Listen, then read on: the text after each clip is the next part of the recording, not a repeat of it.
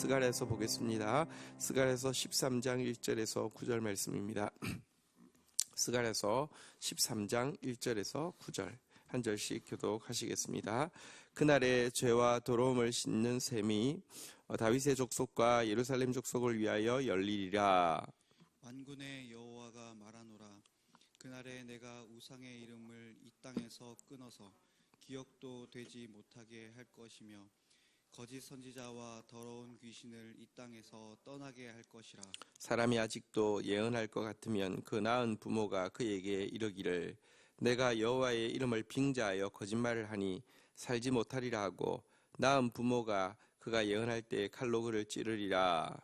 그날에 선지자들이 예언할 때에 그 환상을 갖기 부끄러워할 것이며 사람을 속이려고 털옷도 입지 아니할 것이며 말하기를 나는 선지자가 아니요 나는 농부라 내가 어려서부터 사람의 종이 되었노라 할 것이요.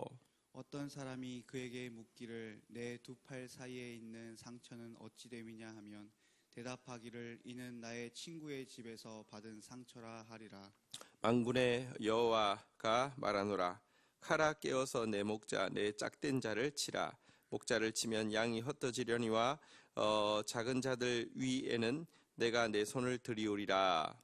여호와가 말하노라. 이 온 땅에서 3분의 2는 멸망하고 3분의 1은 거기 남으리니 내가 그 3분의 1을 불 가운데 던져 은같이 연단하며 금같이 시험할 것이라. 그들이 내 이름을 부르리니 내가 들을 것이며 나는 말하기를 이는 내 백성이라 할 것이요 그들은 말하기를 여호와는 내 하나님이시라 하리라. 아멘. 어제 본문에 보면 이제 마지막 때에 하나님께서 이루실 역사 중에 회개의 역사가 있을 것을 이야기했습니다. 철저하게 회개할 것이고 온 공동체가 회개할 것이고 또 개개인이 회개할 것이다 이렇게 이제 되어 있는데요. 이런 회개의 역사가 사실은 마지막 때라는 것은 성경에서 나오는 마지막 때는 이제 두 가지를 이야기하는데요. 하나는 그리스도의 초림을 이야기합니다. 그리고 또 한 가지는 그리스도의 재림을 이야기하는데요. 우리가 산을 옛날에 그림 그리라고 하면 이렇게 겹쳐서 그리는데 사실은 이렇게 겹쳐서 그려서 그림 이렇게 도화지에는 같이 되어 있지만 실제로 가보면 이 산하고 이 산하고 거리가 굉장히 멀잖아요. 그죠? 그렇지만 멀리서 보면 그냥 같아 보이는 거잖아요. 성경에 보면 말세라고 하면 그리스도의 초림 이후 전부 다를 말세라고 합니다. 그러나 또 이제 정말 그리스도의 초림과 또 재림 사이의 거리가 상당히 멀긴 하지만 이제 이제 마지막 최후는 그리스도의 재림의 때를 이야기하는데요. 이 완전한 회개의 역사는 그리스도의 초림 때에 사실은 이제 그리스도께서 그의 대속 사역을 마치시고 성천하시고 그리고 성령께서 임하셨을 때 이스라엘에게 임했던 회개의 역사를 보여줍니다. 부족하지만 하나님이 그와 함께 하셔서 선포할 때 베드로가 한 번 선포할 때 5,000명이 한 자리에서 회개하고 이랬던 역사들이 있잖아요. 그죠? 그리고 정말 철저하게 변화되어서 새 사람이 되었던 그런 역사를 보여주는데 이것이 그때뿐 아니라 마지막 때에 정말 이제 그리스도의 재림이 가까운 이때에 하나님께서 이와 같은 역사를 이룰 것이다 이런 내용인데요. 자, 오늘 본문은 회개의 역사가 일어날 때 그 이후에 하나님이 어떻게 하시는지에 대한 내용입니다. 우리 1절 같이 한번 읽도록 하겠습니다. 시작. 그날에 죄와 더러움을 씻는 셈이 다윗의 족속과 예루살렘의 주민을 위하여 열리리라. 자, 여러분 회개의 역사가 이루어지게 되면 회개는 우리가 할 일입니다. 여러분 회개만으로도 약간 우리 안에는요 카타르시스가 있습니다. 내가 죄를 숨기는 것보다 내가 죄를 인정하고 토해내는 것 자체는 사실은 카타르시스의 효과가 있습니다. 그러나 그렇다고 하더라도 내가 죄를 인정하고 내가 죄를 토해냈다고 해서 내 죄가 없어지는 것입니까? 그렇지는 않습니다. 근데 우리가 회개의 역사도 하나님께서 은총과 간구하는 심령을 주셔서 하게 하신다고 하면 그날에는요 우리의 더러움, 우리의 죄를 씻는 셈이 우리를 위하여서요. 한번 따라하겠습니다. 열리리라. 하나님께서 열어 주실 것이다. 이렇게 이야기를 하고 있습니다. 이것은 우리가 회개할 때 회개가 가치가 있는 것은 내 스스로 느끼는 자기 정화의 카타르시스 때문이 아닙니다. 회개하게 하신 분이 하나님이시고요. 회개할 때 있는 죄와 더러움을 씻는 보혈의 셈이 준비되어 있기 때문에 그렇습니다. 열리리라 그랬는데요. 2절까지 한번 읽도록 하겠습니다. 읽겠습니다. 시작. 만군의 여호와가 말하노라. 그날에 내가 우상의 이름을 이 땅에서 끊어서 기억도 되지 못하게 할 것이며 거짓 선지자와 더러운 귀신을 이 땅에서 떠나게 할 것이라. 여러분, 여시는 주체는 만군의 여호와십니다. 우리 힘으로 우리를 깨끗하게 할 수 없습니다. 우리의 힘으로 우리를 구원할 수 없습니다. 그러나 그는 죄와 더러움을 씻는 보혈의 셈을 우리를 위하여서 당신의 아들을 통하여서 기꺼이 예비하고 계신 것을 스가랴가 예언하고 있는 것입니다. 자, 이처럼 죄와 더러움을 씻는 샘물이 열리게 되면 어떤 일이 일어나냐고 하면 우상의 이름이 끊어지는데요. 기억도 되지 못하게 될 것이다. 이렇게 이야기를 하고 있습니다. 우리 모두 우상 숭배자들입니다. 우리 모두 세상을 사랑하고요. 교만을 그리고 이 정욕을 그리고 쾌락을 물질을 권력을 탐하는 자들입니다. 그런데요. 이와 같은 우상 숭배가 끊어져서 기억도 나지 않을 것입니다. 어떻게 하나님을 안 섬기고 자기를 섬길 수 있어? 어떻게 가치 없는 교만과 권력과 쾌락을 이렇게 보배로운 겸손과 섬김과 거룩과 바꿀 수가 있어? 이건 상상도 할 수 없어. 사람들이 아예 이 우상 숭배에 대해서는 끊어져서 기억도 못할 정도로 이 정화의 역사가 성화의 역사가 이루어질 것이라는 것입니다. 그리고 그날이 되면 거짓 선지자들 더러운 귀신은 이 땅에서 사라지게 될 것이라고, 눈을 씻고 보아도 보지 못하게 될 것이라고 이렇게 이야기하고 있습니다. 회개의 역사에 이어지는 정화의 역사, 성화의 역사, 거룩의 역사에 대해서 예언하고 있는 것입니다. 그날의 거룩이 얼마나 철저할 것인지 우리 3절부터 한번 좀 보도록 하겠습니다. 3절 같이 먼저 읽도록 하겠습니다. 시작. 사람이 아직도 예언할 것 같으면 그 낳은 부모가 그에게 이르기를 내가 여호와의 이름을 빙자하여 거짓말을 하니 살지 못하리라 하고 그 낳은 부모가 그가 예언할 때 칼로 그를 찌르리라. 자, 얼마나 죄를 미워하고 얼마나 하나님의 말씀을 좋아하는지, 하나님의 말씀에 순종하려는 열정이 큰지에 대해서 단적인 예로 아들이 거짓 예언을 하게 되면 그 아버지가, 그 어머니가 네가 여호와의 이름을 빙자하여서 거짓말하니 살지 못할 것이다 라고 이야기하면서 그 아버지 어머니가 그를 찌를 것이다 이렇게 이야기했는데요. 이것은 어쨌든 그 뜻하는 바는 분명합니다. 무슨 자녀가 우상 숭배를 하면 거짓을 예언하면 죽이라 이런 내용이 아닙니다. 이것은 이 거짓에 대한 증오가 얼마나 큰지, 그리고 하나님을 따르는 것에 대한 열의가 얼마나 큰지 그날에 각 사람에게 임할 것인데, 사실은 부모가 자녀를 두둔하고 자녀 편이 되는 것은 얼마나 자연스러운 일입니까? 근데요, 이거를 넘어설 정도의 죄에 대한 증오와 순종에 대한 열의가 그날에는 모든 사람들에게 생길 것이다 이렇게 이야기하고 있습니다. 부모도 이 죄를 용납하지 않는다면 도대체 누가 그 죄를 용납하겠습니까? 이런 의미가 되겠습니다. 자, 또한 4절, 5절, 6절 교독하겠습니다. 그날에 선지자들이 예언할 때에 그 환상을 갖기 부끄러워할 것이며 사람을 속이려고 털옷도 입지 아니할 것이며 말하기를 나는 선지자가 아니요 나는 농부라 내가 어려서부터 사람의 종이 되었노라 할 것이요 6절 같이 읽겠습니다. 어떤 사람이 그에게 묻기를 내 두 팔 사이에 있는 상처는 어찌 됨이냐 하면 대답하기를 이는 나의 친구의 집에서 받은 상처라 하리라. 자, 또 거짓 선지자들은요, 그날에는 거짓 예언하는 것을 부끄러워하게 될 것입니다. 그리고 또 거짓 선지자들이 과거에는 사람 속이려고 막 복장에 되게 신경을 썼죠. 뭔가 거룩해 보이고 신령해 보이고 금욕적으로 보이고 효염 있어 보이기 위해서 애쓰는 그런 소품들을 하나도 걸치지 않고 딱 반대로 행동할 것이다. 이렇게 이야기하고 있습니다.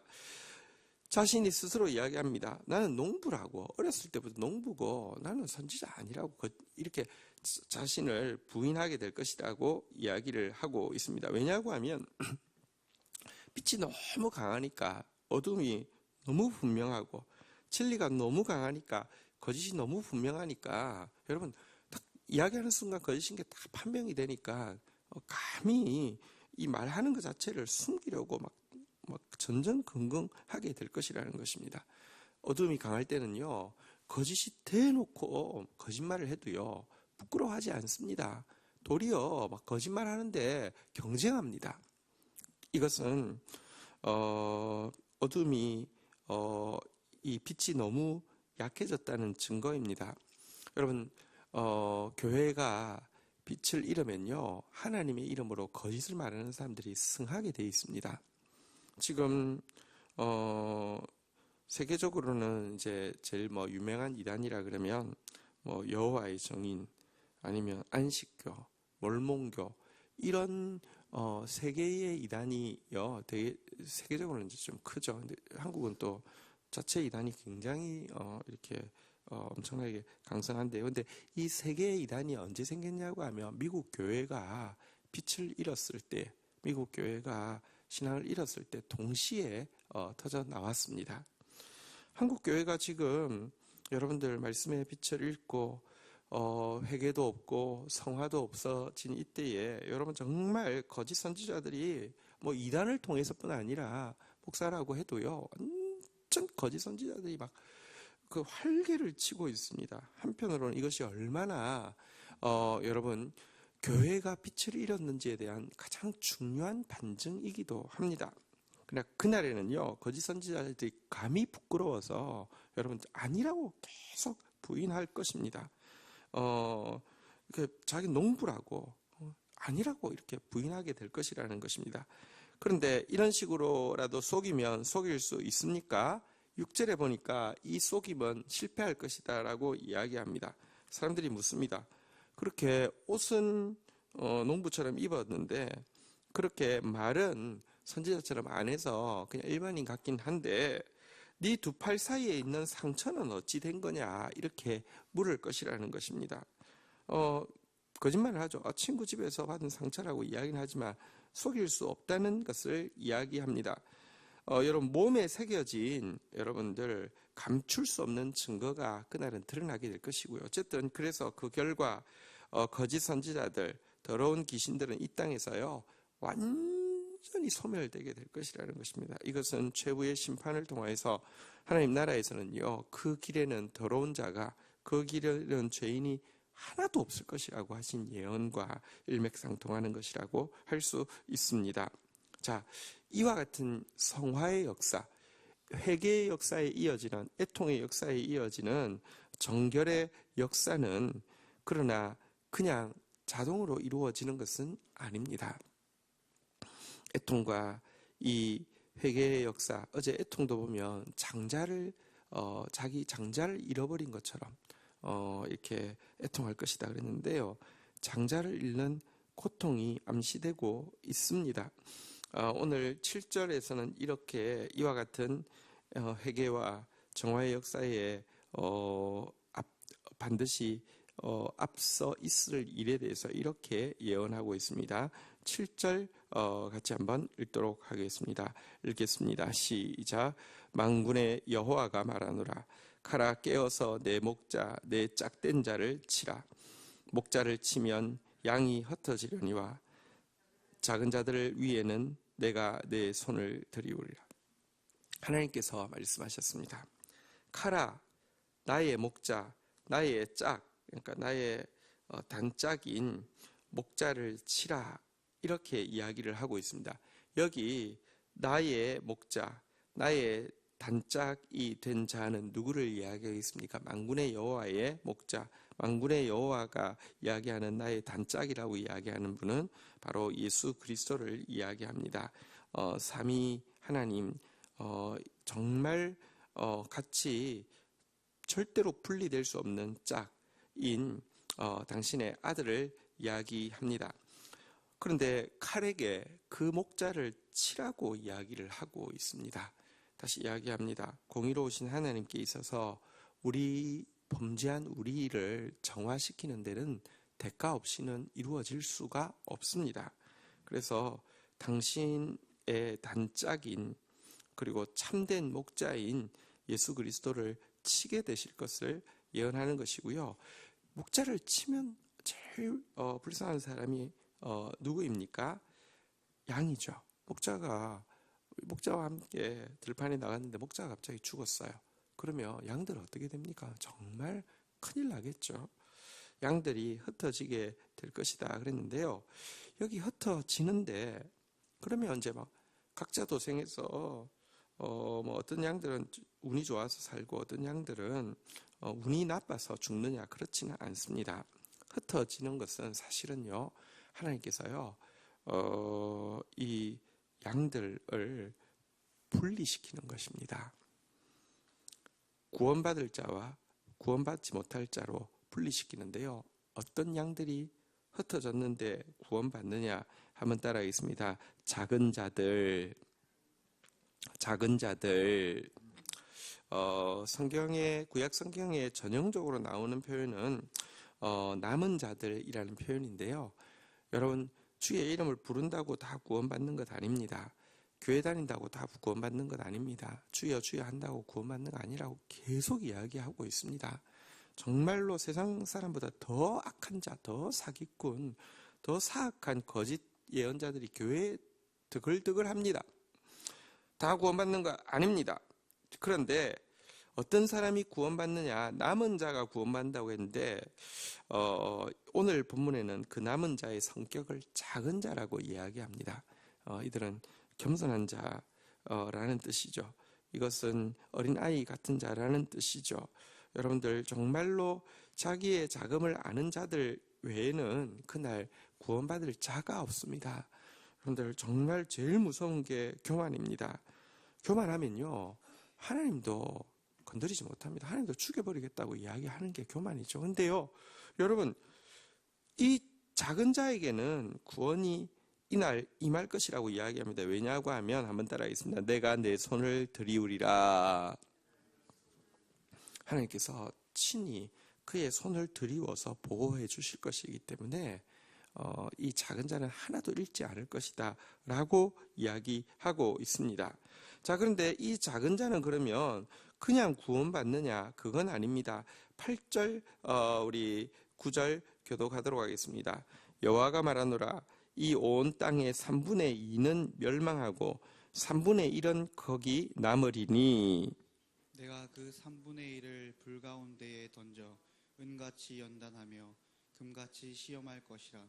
그들이 내 이름을 부르리니 내가 들을 것이며 나는 말하기를 이는 내 백성이라 할 것이요 그들은 말하기를 여호와는 내 하나님이시라 하리라. 여러분, 우리가 정말 불순물이 많은 존재이지만 하나님께서 은혜로 정금과 같은 믿음을 주셨습니다. 이 말은요, 여러분, 금을 캤다고 그대로 금이입니다. 이 용광로에 넣어서 이렇게 은 같으면 풀무불에 도가니에 넣어서 연단을 하지 않으면 쓸 수가 없습니다. 이처럼 하나님께서 이날 작은 자들을 그냥 구원하지는 않고요. 3분의 2는 멸망당하여서 쓸려가지만 남은 자 3분의 1이 남는데 남은 3분의 1은 어떻게 한다고 이야기합니까? 여기 보니까요, 한번 따라하겠습니다. 불 가운데에 던져 은같이 연단하며 금같이 시험할 것이라. 그래서요, 여러분, 심판은 꼭 기억해야 합니다. 심판은 먼저는 하나님의 백성에게부터 임합니다. 여러분, 하나님께서 버린 자들에게는 빨리 심판하지 않습니다. 왜냐하고 하면 하나님의 관심사는 먼저 자기 백성을 은같이 연단하며 금같이 시험하는 것이기 때문에 여러분, 자기 백성부터 심판하십니다. 그리고 구원받을 자에게 심판이 임하게 하십니다. 정말 불쌍히 여기시는 자를 차라리 심판하셔서요, 표신하게 심판하십니다. 왜냐고 하면 여러분들, 하나님의 관심은 멸망할 자에게 관심도 없습니다. 그리고 그들은 마지막에 한순간에 쓸어 버리실 것인데요. 어쨌든 먼저 구원받을 자들을 은같이 금같이 연단하고 시험할 것이라고, 3분의 1이 남았다고 그냥 구원받는 것이 아니라 정금이 될 때까지, 순은이 될 때까지 연단하신다, 이렇게 이야기하고 있습니다. 7번 연단한 은과 같이 하신다, 이런 표현이 나오잖아요.